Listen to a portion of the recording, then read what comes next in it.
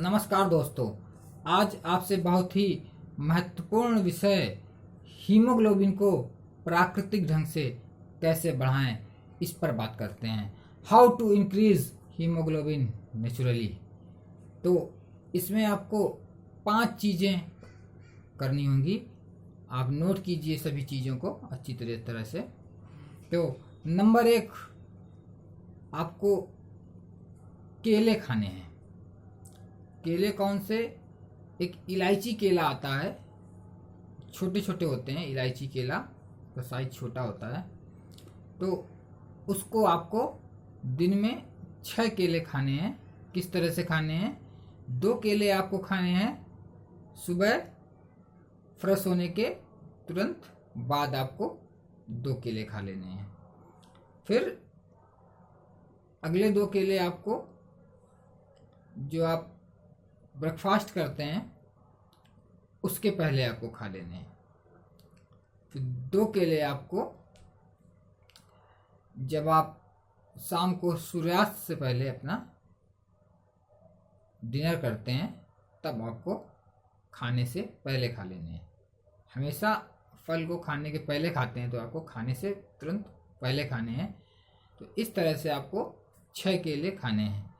यदि आपको इलायची केला नहीं मिलता है तो आप याले केले खा सकते हैं, लेकिन कोशिश कीजिए कि ये केमिकल में पका ना हो, प्राकृतिक तरीके से पकाया गया हो। इलायची केला ज़्यादा फायदा करता है, ये केला कम फायदा करता है। लेकिन यदि आपको नहीं मिलता है तो आप ये नॉर्मल केला जो आता है बाजार में वो भी खा सकते हैं। अच्छी तरह से पका हुआ केला होना चाहिए, लेकिन कोशिश करें कि ये केमिकल के द्वारा ना पका हो, प्राकृतिक ढंग से ही इसको पकाया गया हो। अगला, अनार आपको खाना है। कम से कम 1 बड़ा अनार आपको या 2 छोटे अनार आपको रोज खाने हैं, और चबा चबा कर खाना है बहुत अच्छी तरह से। जितना आप चबा सकते हैं, कम से कम 32 बार तो मिनिमम चबाना ही चाहिए। इसको कम से कम 50 बार आपको चबाना है। 1 चम्मच आप खाएंगे तो इसको 50 बार अच्छी तरह से आप चबाते हैं, तब आपका हीमोग्लोबिन बढ़ता है, तब आपको पूरा लाभ होता है। अनार के तो और भी बहुत सारे लाभ हैं। बोला भी जाता है कि 1 अनार 100 बीमार की कहावत भी है। तो इससे पेट के समस्त रोगों में लाभ होता है, समस्त रोग इससे ठीक होते हैं। आपका कब्ज भी ठीक होता है, कॉन्स्टिपेशन भी सही होता है। बहुत सारी समस्याएं जो हैं आपकी पेट की, लीवर की, बहुत लाभदायक है ये हमारा अनार। तो यदि अनार आप नहीं चबा सकते हैं, कोई दिक्कत है आपको चबाने में, दांतों में कोई समस्या है, तो आप अनार का जूस उस स्थिति में आप ले सकते हैं, 2 अनार का जूस निकाल के। लेकिन अनार का जूस आपको जो पिएंगे तो आपको 1 घूंट पीना है धीरे धीरे, और उसको मुंह में पूरी अच्छी तरह से चलाना है, पूरे मुंह में अच्छी तरीके से घुमाना है, जैसे कुल्ला करते हैं हम लोग पानी पी के। जिस तरह से पानी पिया हमने,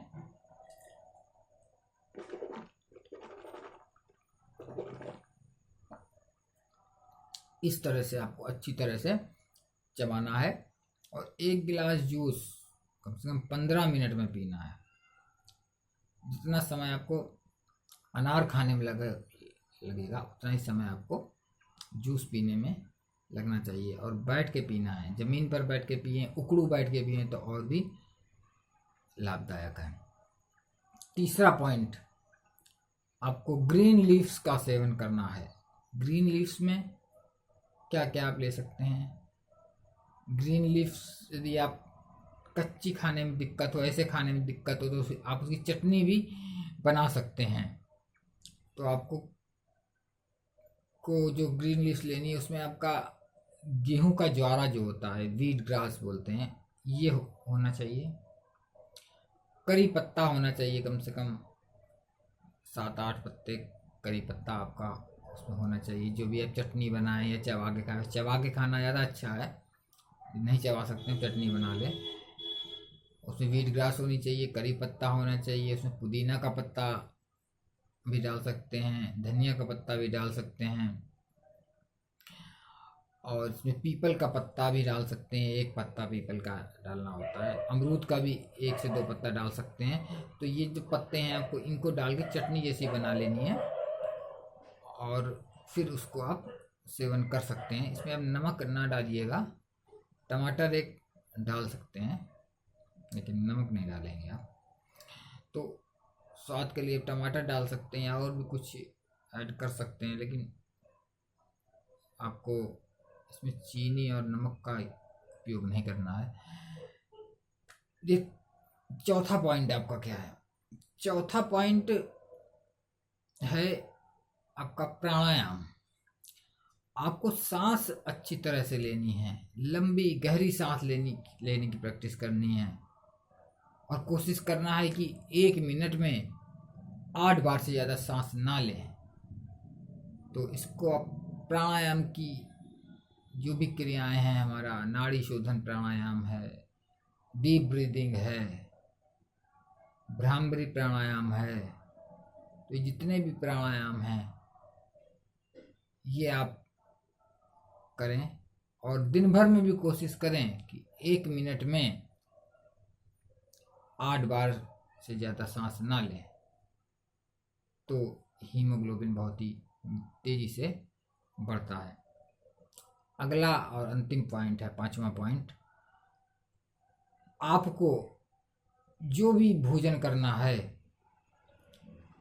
उसको आपको बहुत अच्छी तरह से चबाना है और जो भी आपका भोजन का निवाला होना चाहिए, जो कौर होना चाहिए, वो भी थोड़ा उसका भी साइज छोटा होना चाहिए, उसका भी साइज ज़्यादा बड़ा नहीं होना चाहिए। कि आजकल तो लोग 1 रोटी के 4 टुकड़े करते हैं, कुछ कुछ तो 2 ही टुकड़े करते हैं और उसको सब्जी भरी और गटक गए, उसको 1-2 बार बस मुँह चलाया और अंदर ले गए। तो उसको भी आपका टुकड़ा इतने बड़े से ज़्यादा नहीं होना चाहिए और उसको भी आपको 32 बार कम से कम चबाना है, तब आपका हीमोग्लोबिन बढ़ेगा। अच्छी तरह से मुंह में पूरा चलाना है। आयुर्वेद में लिखा भी है कि पानी को खाना चाहिए और खाने को पीना चाहिए। खाने को अब इतना ज़्यादा चबा दें कि वो पानी जैसा बन जाए, तब हम उसको अंदर लें। और जब आप चबा के खाते हैं तो हीमोग्लोबिन तो आपका बढ़ेगा ही, और भी कई इसके लाभ हैं।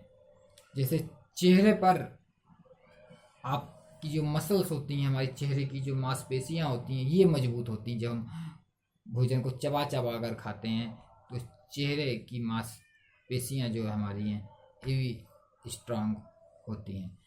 अगला लाभ इसका होता है कि हमारे चेहरे पर प्रफुल्लता बनी रहती है, प्रसन्नता बनी रहती है चबा चबा कर खाने से। डार्क सर्कल जो हो जाते हैं हमारी आंखों के नीचे, उसमें भी ये बहुत ज़्यादा लाभदायक है खाने को चबा चबा कर खाना। लगभग सभी बीमारियों में खाना चबा कर खाना फ़ायदा करता है। लेकिन मेन हम आपको बीमारियां बता देते हैं। तो डार्क सर्कल हो गया, पिंपल्स भी यदि आपके हैं, मुहासे हैं आपके, तो उसमें भी बहुत ज़्यादा लाभदायक है। जब आप चबा चबा कर खाना खाते हैं तो आपको भूख प्यास भी बहुत अच्छी लगती है।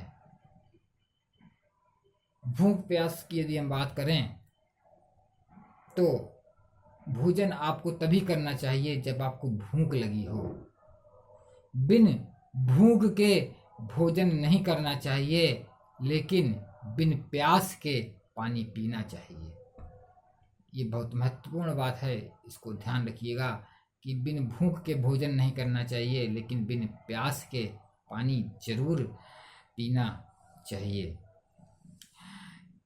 यदि आप चबा कर खाते हैं तो आपका डाइजेशन भी अच्छा होता है, आपका पाचन अच्छा होता है और कॉन्स्टिपेशन की यदि आपकी समस्या है, कब्ज की आपके यदि समस्या है, तो वो भी काफ़ी हद तक कम हो जाती है या बिल्कुल ख़त्म हो जाती है।